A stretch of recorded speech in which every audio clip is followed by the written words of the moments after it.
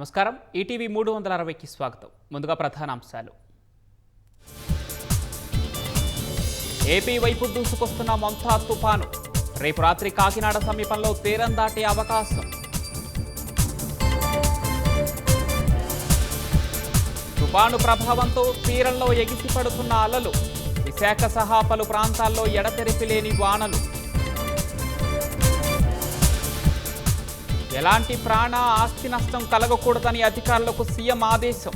విపత్తు వేళ కేంద్రం నుంచి సాయం అందిస్తామని మోదీ అభయం. తుపాను ప్రభావిత ప్రాంత ప్రజలను పునరావాస కేంద్రాలకు తరలింపు.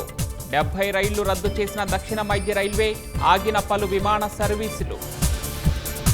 పరకామణి చోరీ వ్యవహారంపై సిఐడి దర్యాప్తునకు హైకోర్టు ఆదేశం. నిందితుడు రవికుమార్ ఆస్తుల లోగుట్లు తేల్చాలని ఏసీబీకి నిర్దేశం. నవంబర్ 4 నుంచి 2వ విడత సమగ్ర ఓటర్ల జాబితా సవరణ. మొత్తం 12 రాష్ట్రాల్లో చేపడతామని సిఈసి వెల్లడి.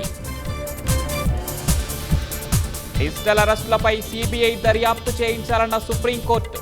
కేసుల వివరాలు ఇవ్వాలని రాష్ట్రాలు, కేంద్రపాలిత ప్రాంతాలకు నోటీసులు. సుప్రీంకోర్టు తదుపరి ప్రధాన న్యాయమూర్తిగా జస్టిస్ సూర్యకాంత్. కేంద్రానికి ప్రతిపాదించిన ప్రస్తుత సిజేఐ జస్టిస్ గవాయ్.